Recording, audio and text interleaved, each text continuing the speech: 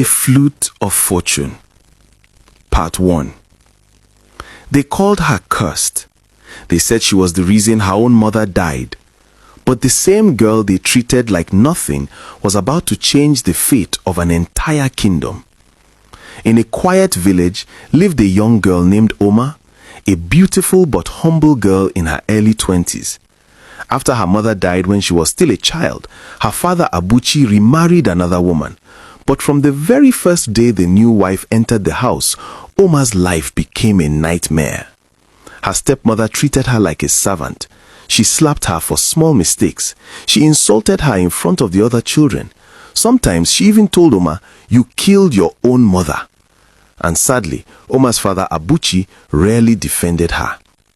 While the other children ate good food, Oma was left hungry. While others slept, she fetched water from the stream, gathered firewood from the bush, washed clothes, cleaned the house and cooked.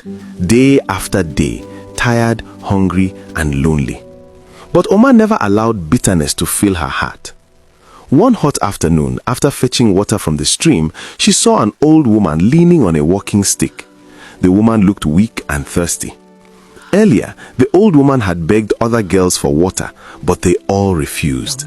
When the woman asked Oma, without hesitation, Oma gave her water. The old woman drank slowly and smiled. Then she opened her small bag and brought out a strange wooden flute. She placed it gently in Oma's hands and said, "Child, whenever you truly need help, blow this flute and your heart's wish will be granted." Before Oma could ask another question, the old woman disappeared into the forest path. Oma stood there confused, holding the mysterious flute.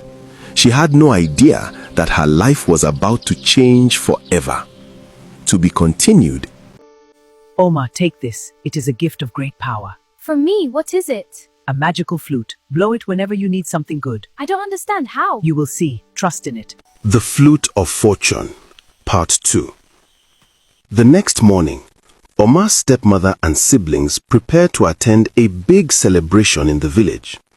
But before leaving, her stepmother gave her a cruel list of chores. Wash all the plates, clean the house, wash every cloth, fetch water, and cook before we return. The work was impossible for one person. Oma sat quietly, exhausted and sad. Then, suddenly, she remembered the flute. Slowly she took it out and whispered, "If this flute is truly magical, please help me finish these chores." Then she blew it gently.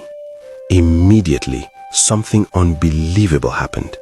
Invisible hands began moving everywhere. Plates washed themselves. Clothes jumped into water and cleaned themselves. Brooms swept the house. Firewood arranged itself. In just moments, everything was perfectly done. Oma stood there in shock. Then she smiled and whispered another wish. "I wish I had beautiful clothes." Suddenly, beautiful dresses, shoes, and jewelry appeared in front of her. From that day on, the flute began changing Oma's life little by little. But the greatest miracle was still coming. One day, terrible news spread across the kingdom. The king's only son, Prince Ikenna, had fallen terribly ill. Every native doctor, herbalist, and healer from many villages tried to cure him, but none succeeded. The prince had only 5 days left to live. On the 4th day, Oma heard the news, and she made a decision that shocked everyone. She ran straight to the palace.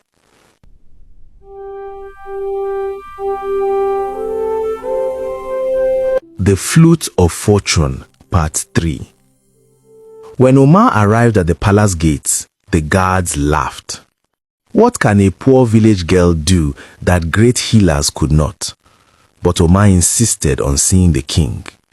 When she was finally brought before him, the palace was silent with sadness. Prince Ikenna lay weak and lifeless on his bed. The king looked at Oma kindly and asked, "My child, what makes you believe you can heal my son when powerful healers have failed?" Oma bowed respectfully and said softly, "Your Majesty, Please, just allow me try." The king thought for a moment. Then he made a promise. "If you save my son, I will make you his queen, and one day you will both rule this kingdom." The entire palace began whispering and laughing, but Omar walked calmly toward the prince. She removed the flute from her bag, then she closed her eyes and began to play. The soft sound of the flute filled the silent room. As she gently touched the prince's hand, she whispered, "I wish for life to return to him." Suddenly, the prince's chest moved. His fingers twitched. Then slowly, Prince Ikenna opened his eyes. The palace exploded with shock and joy. The king fell to his knees in gratitude. The girl they once laughed at had saved the future of the kingdom. Not long after, Omar married Prince Ikenna and became the beloved queen of the land. And the girl who was once starved, insulted, and treated like nothing became known throughout the kingdom as the Queen of Fortune.